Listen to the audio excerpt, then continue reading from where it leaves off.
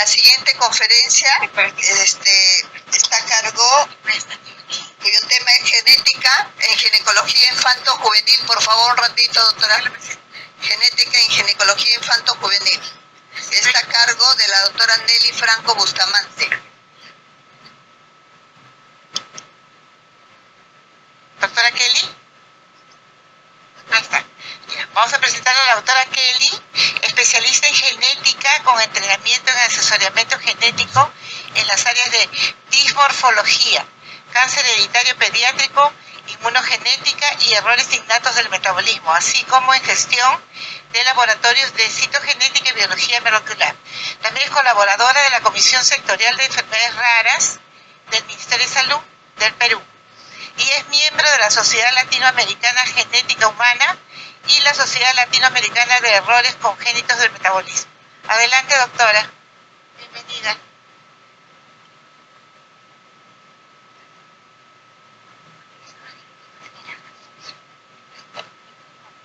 Buenas tardes, muchas gracias por la invitación.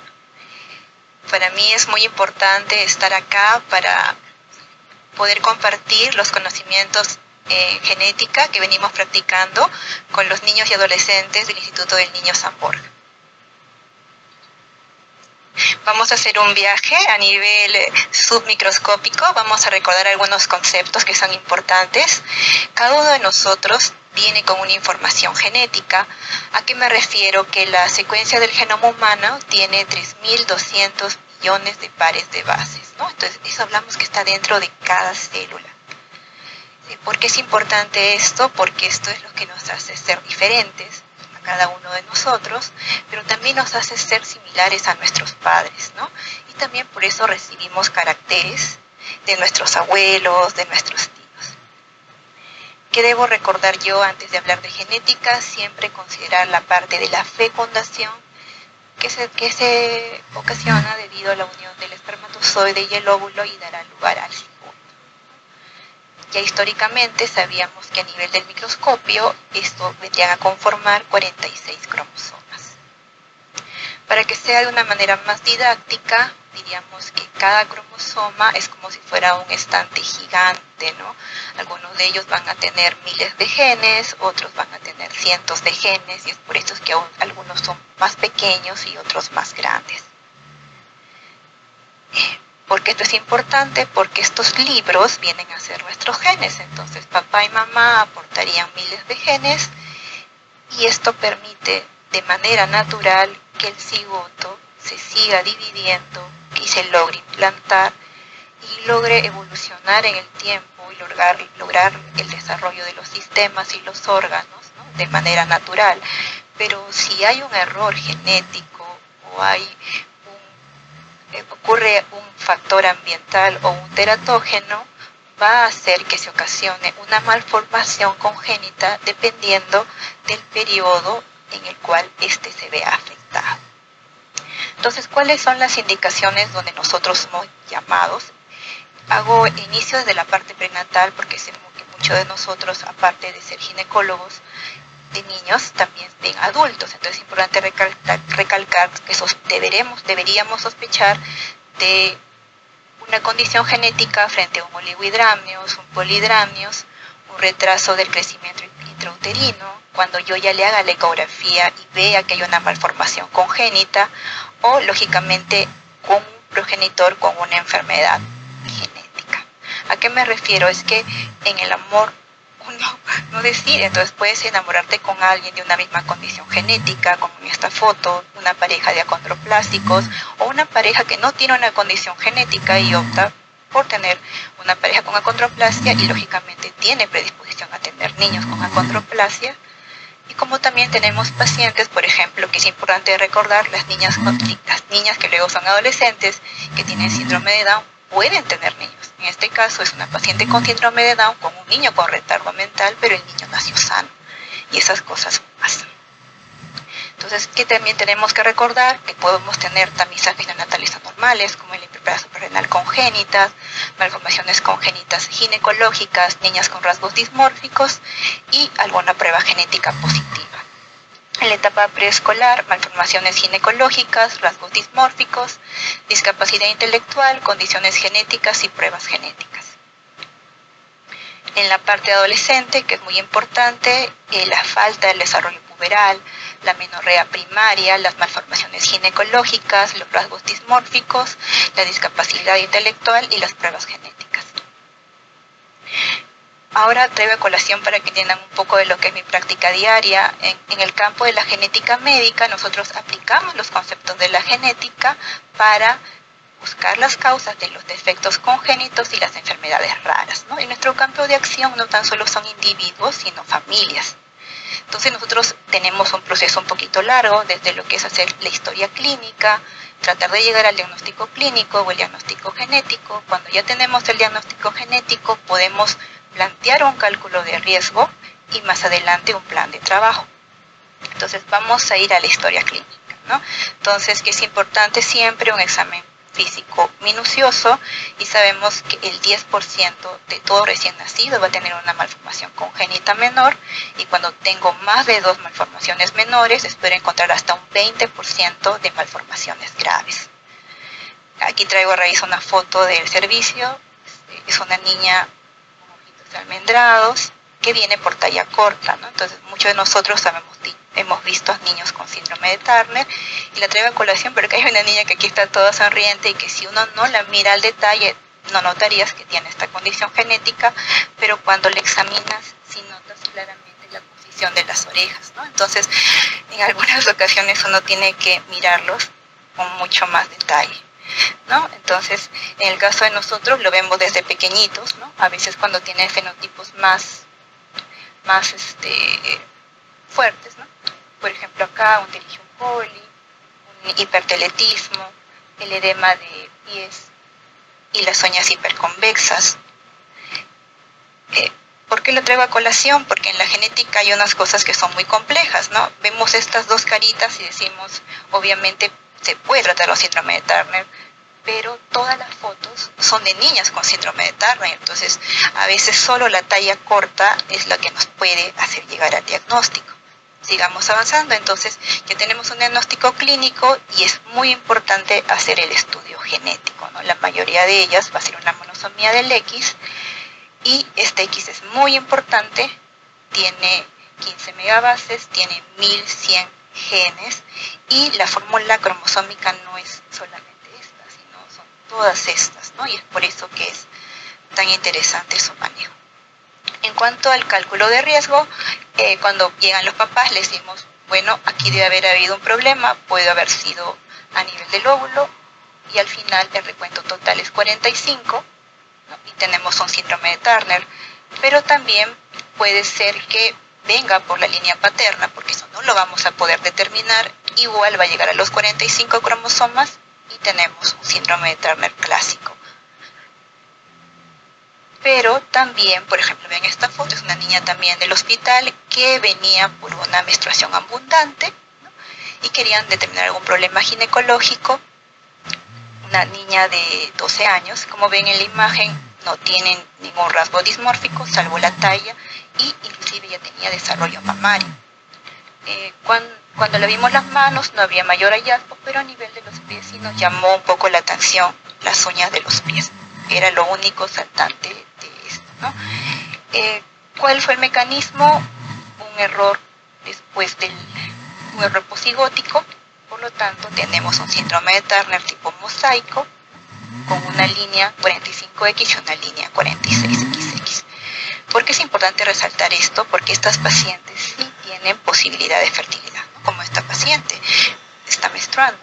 Entonces, en este caso vemos que hay un equipo multidisciplinario de la mano, ¿no? Cardiología, porque más del 50% de ellas va a tener un problema cardiológico, y dentro de la parte materno-fetal, dependiendo de las características que ella tenga, algún problema endocrinológico, metabólico, óseo, autoinmune, van a empezar a tratar y a manejarlo por más profesionales, ¿no? Y en el campo de nosotros la vamos siguiendo en todo el tiempo.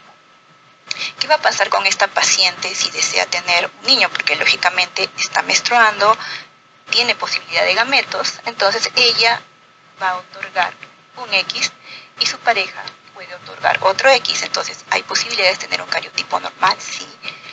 También la mujer solamente puede otorgar el X o ser no lisómica. En el caso del varón dará el Y y pueden tener un niño normal. Pero también hay la posibilidad que ella no otorgue ninguno, eso le decimos nulisómico, él otorgue un X y ella tenga otra niña con la monosomía del X. Pero si esta persona pudiera ir a una fertilización asistida, también podría ir a lo que llamamos una prueba genética preimplantacional para neoploidías y ella podría decidir, te quiero tener un niño varón, una niña mujer, o decido tener otra niña con síndrome de Turner, ¿no? Eso será su opción. Ahora, si deciden no ir a una reproducción asistida, puede hacerse una prueba genética prenatal, sí, y actualmente, así como se sabe que la madre otorga muchas hormonas mediante la placenta, nutrientes, también se ha demostrado que el feto, parte de su ADN sale a la circulación materna. Entonces, estas pruebas son no invasivas y se pueden pedir desde la 10ª semana. En cuanto al plan de trabajo, solamente esto es un ejemplo para que veamos de que estamos muchas personas involucradas y en el caso de Turner ya hay guías estructuradas y como vemos, ginecología es importante todo el tiempo, ¿no? Nosotros también vamos en paralelo, pero no somos los únicos. Como vemos, son pacientes que seguimos de por vida, ¿no? Por eso era la idea de esto, pero también esos no son los únicos problemas que vemos, porque cuando se altera algún gen, lógicamente vamos a tener una enfermedad genética y para esto, para nosotros siempre es importante el árbol genealógico, podemos tener un caso solo en la familia, como podemos ver patrones que se repiten, que son de herencia autosómico dominante, ¿no? Como por ejemplo en este caso, esta niña, que luego llegará a ser adolescente, tiene una mutación de un solo cambio, que esto se ocasiona en el 98% de los casos de acondroplasia y va a poder tener un niño. Entonces, sí se pueden dar problemas genéticos con herencia autosómico dominante y lo otro que es importante recordar, que verme totalmente como una dama no tan solo depende de mis cromosomas, ¿no? Y eso pasa con los desórdenes de la diferenciación sexual. Entonces podemos tener casos como hiperplasia suprarrenal congénita, que es autosómica recesiva, o podemos tener este caso donde la niña se ve muy bien, pero cuando revisamos genitales es una insensibilidad androgénica parcial, ¿no? Entonces es una herencia recesiva ligada al X, pero va a tener un cromosoma Y, ¿no? Y este es el tipo de árbol genealógico clásico, donde la madre va a ser la portadora de la mutación, pero cuando llegue digamos, a un varón 46, digamos, tiene el cariotipo 46XY, pero es una mujer, ¿no? Porque su fenotipo va a ser mujer. Por lo tanto, ella no tener ovarios, no tener óvulos, no va a tener progenie, ¿no? Por eso es que aquí acaba siempre en sus heredogramas. En cuanto a las enfermedades genéticas, me gusta mucho mostrar esto porque en el 2010 era una lámina que nos presentaba nuestro formador de la residencia y sabíamos que habían 19.000 enfermedades genéticas y al 2017 ya habían 24.000 y el día de hoy entré a revisar y ya eran 27.500, ¿no? Entonces esto es muy cambiante, muy dinámico. ¿En qué es lo que generalmente ustedes me pueden apoyar a mí? Siempre es en cuanto a los teratógenos, ¿no? El evitar que nazcan niños con mielomeningocele, promoviendo el uso del ácido fólico con dosis estándar, pero que es importante recordar que hay muchos factores que pueden involucrarse en que se absorba bien ese ácido fólico y uno de ellos son los factores genéticos. Cuando hay variantes genéticas que no permiten su adecuada absorción, implican que la dosis se aumente 12.5 veces, ¿no? Y tendríamos que darle 5 miligramos al día. Esto es muy importante a nivel de Perú. A diferencia de muchos otros países, vemos con mucho más frecuencia el síndrome de Moebius, pero debido a misoprostol, el cual es una categoría X, ¿no? Y que lastimosamente vemos que a veces en las farmacias son vendidas sin que esta sea de una manera más apropiada. En cuanto a las pruebas genéticas, si bien podemos llegar a un diagnóstico clínico, la genética ha avanzado mucho, ¿no? Y de lo que hemos pasado a libros que veíamos y buscábamos que encajaran, actualmente hemos pasado a pruebas genéticas, ¿no? Y no estamos exentas de ellas. Entonces, yo considero que las pruebas genéticas en la mujer se pueden solicitar en todas las etapas de la vida. Entender que estas pruebas pueden ir desde pruebas bioquímicas como los tamizajes neonatales, que han ido incluyendo ya enfermedades genéticas, como cualquier prueba genética. Entonces, dentro de esto, en mi campo, cuando solicitamos una prueba genética, hacemos el árbol genealógico, hacemos una exploración física bastante minuciosa, pedimos exámenes auxiliares. Si sospechamos de un error citogenético, haremos un estudio de cromosomas. Y si estamos sospechando de una variante genética, vamos a utilizar pruebas de genética molecular. Y si yo sospecho que es algo ambiental o multifactorial, es evidente que no voy a utilizar una prueba genética. En cuanto a las pruebas genéticas, tenemos a disposición muchas. Históricamente hemos iniciado con el cariotipo, luego hemos tenido el tamizaje neonatal. Luego, a raíz de que se pudo completar el genoma humano, apareció una nueva técnica que se llama microarray, que es algo que detecta errores que en el cariotipo llegábamos a solo ver errores grandes, mayor de 5 millones de pares de bases, y microarreglos hablamos entre 3 megabases, de 300.000 megabases hasta 3 megabases. Luego podemos tener técnicas básicas en PCR, Sanger, MLPA, que fueron las primeras con las que se inició. Sanger también, que es algo histórico.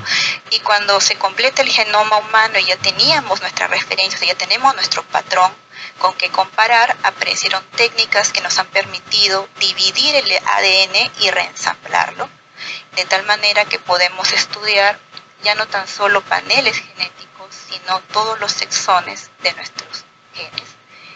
Y lo último que se logró es hacer todo el genoma, ¿no? Incluido tantas zonas intrónicas. Esto es un poco debido al costo. Al estar en Latinoamérica, no es ofrecido, digamos, de una manera clínica aún en los institutos, pero actualmente lo estamos haciendo bajo investigaciones colaborativas. Pero en la práctica clínica sí podría solicitarse.